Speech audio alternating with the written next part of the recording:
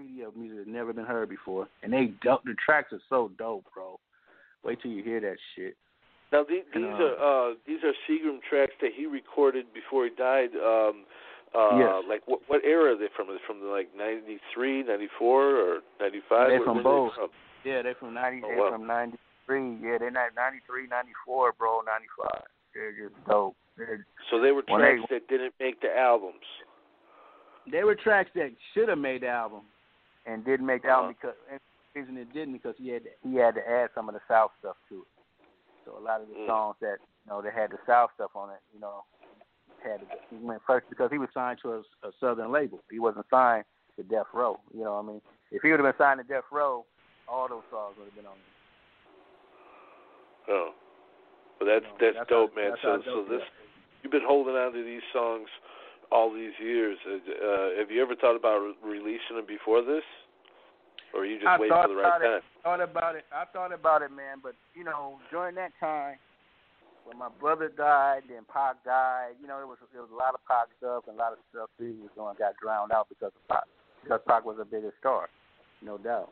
He was a movie star and all that too. And Sig was about to shoot some movies too.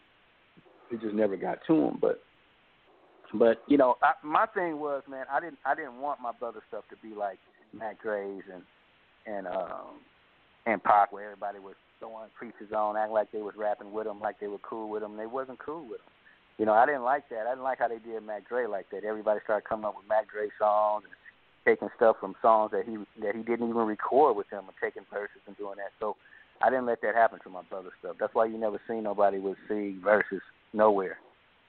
I put a halt to all. I stopped that right from the gate because everybody was calling me. They go, "Oh man, I need to see song. I want to." No, bro, he wasn't fucking with you when he was alive. So why would I turn it on so you can do a song with him? That didn't even make no sense to me. So I just nipped that in. I just nipped that in the bud, man, because I just felt it wasn't right. I didn't like the way they were doing Mac Dre. Like Mac Dre was my homie. Mac Dre was real close to me, man. We were like really cool people, and I was so hurt by him passing too. I mean Pac too, man. Me and Pac kicked it a few times, man, and and all that, man. And I remember the last time I seen him, he was at Lake Merritt, man, and it was just crazy. And, kids walking up to him and tripping off of him and stuff, But he was cool with him, and and explained the Juice movie to him. He had to explain the Juice movie to him because he killed everybody in the movie, and he was just trying to tell them that they were friends. They're not dead. He was kids in their mind. He killed everybody. So he had a hard time with that. They did it to Pac too. They took off Spice One verses and put on like 50 Cent or Eminem or some shit. Stuff that Pac would have never endorsed. He would have wanted the people he recorded with on those tracks. Exactly. Were there any features on any of those tracks that he did at that time, though? Like anything he made with Pooh Man or something, or any other cats? They did a song. The song he did with Pooh Man, they did that a week, probably like 2 weeks before Steve died. It was him and Big Mac. It was Big Mac, Steve, and Pooh Man. It was on Pooh Man's album. This last album that he did that was really good, but it was called "Don't Fuck With My Money." Really dope song. Him and Big Mac was on there. It was fire, man. I mean, it still is today. It's some real G-Funk shit. So, if you want to look that up, bro, Pooh Man, it's called Seagram featuring Pooh Man and Big Mac. It's called "Don't Fuck With My Money." But it's a classic. It's a classic G-Funk song that nobody's really heard that much. But it's out there. That's what I'm saying. It's hard to believe that it's almost been 25 years since your brother and Pac and Rappin' Ron have passed. Man, '96 was a hard year, man. How did you get through that, man? You and your brother were so close. How did you get through that, and still to this day? I haven't got over it, man. A lot of people say, "Oh man, time heals this and time heals that." It never healed nothing for me. I still feel like it was yesterday. I mean, before I even talked to you, I started reminiscing about that, man. And my brother, and just the times that we just having conversations. It don't have nothing to do with music per se. It's just the fact that my brother's gone. You know what I mean? It's like and people be like, "Oh man, I'm like, look, bro.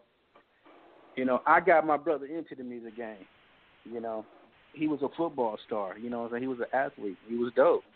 But when he got into the rapping part, I started off rapping. But man, when he got into the rapping, I knew that wasn't my destiny. I knew that, you know, the management part, the marketing part, and all that was my calling. I put the mic down, man, because when I heard my brother rap, bro, it was a rap for me. I was like, damn, bro, I got to get behind you because you got the skills, you got the temperament, and the women loved him, man. They loved Sig, man. And, you know, and it didn't really show on his records, but he was one of the best freestylers out there. I think the only one that could probably even touch him at that time was probably Rappin' Ron. Everybody else, man, they knew Sig was his beast when it came to that freestyle. He battled Tretch. I remember you telling us he battled Tretch. Did he battle anybody else? Nobody wanted to battle Sig, bro. Nobody wanted to go up against Sig. Sig would rap about everything around you, what you were wearing. You know what I mean? He was that kind of rapper. Like, people were holding up. Oh, man, stuff. yeah. People He'd make you look like a total fool, wouldn't he? Yeah, bro. I ain't even going to say the rapper. Clouded on you. So, yeah, he embarrassed this one rapper. He just started because he didn't know Sig was dope like that. And he just got embarrassed, man. He was like, damn. He was like, bro, I didn't even know your brother was dope like that, man. I was like, yeah. I said, everybody thinks because he raps. He's precise with his raps when it came to recording. But when it came to that freestyle, he was dope. And I remember we were driving him all the way went to L.A. No, it wasn't L.A. We was in Fresno. From Fresno all the way back to Oakland, he rapped the whole time. Everything on the freeway, everything around. It was crazy, bro. He was dope. And I ain't saying that because he's my brother. I'm just telling you he was just dope. I've been around all the rappers. He's one of the best. I've been around all the rappers, man. You know what I'm saying? And so, so I know it was, I guess I can say I was biased because he was my brother, but shit, man, I mean, I never take credit from somebody that actually knew. They know. I ain't got to say it myself. You know, people like, oh, man, that was your brother. Of course you're going to say that. No, bro, everybody say that. That any had any kind of interaction with my brother, bro. They just love Sig. Sig was a good dude, and that's all it was. Yeah. And he got set up by his own people, bro. You know, he got set up by his own partner, one of the people that he knew. He was like a Nipsey Hussle at his time, wasn't he? Exactly. You know, and Sig was a good guy, bro. He was a good guy. Yeah, he was a gangster. Yeah, he'd pop you in the mouth, too. He'd do all that, but he wasn't out to hurt nobody, bro. And people that was jealous of him and what he was trying to do, And like I said, man, it all come over a woman or whatever, man. Sig was he was doing his thing, man. He was having fun. And, I wanted him to be on the road as much as he could. I'd rather him be in Chicago. He was safer in Chicago than he was in Oakland. Oh. Houston was cool. People in Houston loved him, man. I mean, he had love everywhere he went, man. Seattle, Portland, the Bay, Fresno, Stockton, L.A., San Diego. We was everywhere, man. Sig had fans, bro. They loved him. It was a genuine love thing. It wasn't like it was just genuine love. He was with Gangsta P, wasn't he? When he didn't Gangsta P get killed at the same time? No, that's a rumor. Gangsta P didn't even. Oh, that was a rumor. Yeah, he wasn't even there. He wasn't even there. Gangsta P wasn't even at that, and when he went to go do what he was doing. And Gangsta P actually died a few years back. I want to say 2011, 10, 11, somewhere around. He got killed by the Vallejo Police Department. Oh, man. Yeah, he got killed by the police, man. They shot him and killed Gangsta P. Yeah, Gangsta P went out by the police, man. The police killed him. And he was a good dude, too, really good dude. And he was really hurt about behind Sig. He kind of got out the business after that. He really wasn't even doing music, after that for a while, I talked to him a few times and, did a couple of shows with him, after a little bit before Sig, and then after that he said, fuck it, I ain't doing none of this shit no more. He got out the business. Just that simple, because he knew it wasn't right what they did, you know what I'm saying? And he knew the people that did it, and it was all bad. And he didn't want no parts of it no more. So, rest in peace, Gangsta P, man. He was a good dude too, man. Real good dude. Yeah, man. Too bad he got murdered by the cops, man. That's horrible. Yeah, people don't know that. They still think the story that Sieg shielded somebody, but it was my cousin Paul. It didn't have nothing to do with Gangsta P. But man, and Paul just recently died. He survived. He got shot in the head and everything, but he survived a few years. He just died a few years back itself. Rest in peace, Paul, too.